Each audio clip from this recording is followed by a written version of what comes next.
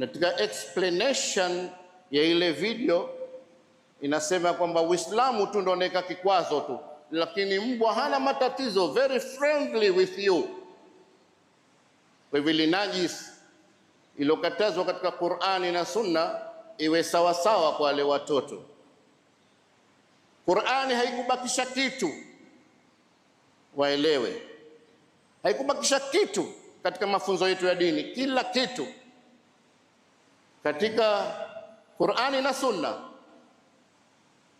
Lakini leo asubuhi imetumiwa mkuu wa hii skuli anajitetea, anasema sisi hatukudhania. Wewe Muislamu unaelewa kwamba kuna mafunzo ya Kiislamu na kuna limitation. Mbwa ana nani anammiliki mbwa, na kwa sheria za serikali hapa za Wizara ya Elimu kwamba hatuletewi mbwa maskulini. Kipindi cha kusema kwamba kujitetea kwamba mbwa wanapigwa mawe na watoto nje, utiletee mbwa ndani ya skuli alafu waguswe tena unawafurahia.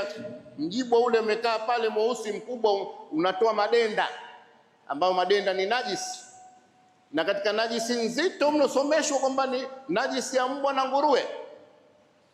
Ili kusafisha mate ya nguruwe, mate ya mbwa, kinyesi cha mbwa, kinyesi cha nguruwe, mkojo wa mbwa, mkojo wa nguruwe, nyama ya mbwa, damu yake na nguruwe, hii ni an-najasul mughalladha, ni katika najisi nzito, lazima uoshe mara 7 na moja wapo lazima uchanganye kwa mchanga. Sasa unapowaletea pale, sisi Waislamu tuna mafunzo yetu, na kama kuwasomesha ulikuwa uchukue taratibu mwingine wa kiteknolojia, ungeleta tu projector pale ukawaonesha kwamba tuwe hivi na hivi na hivi, sio kuwaletea mbwa.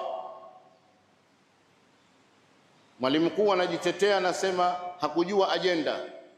NGOs serikali lazima wawe makini nazo, zinakuja kwa niyatun tayyiba, kwa nia njema, wa min khilalihi, ndani mwake niyatun sauda, wana nia mbovu.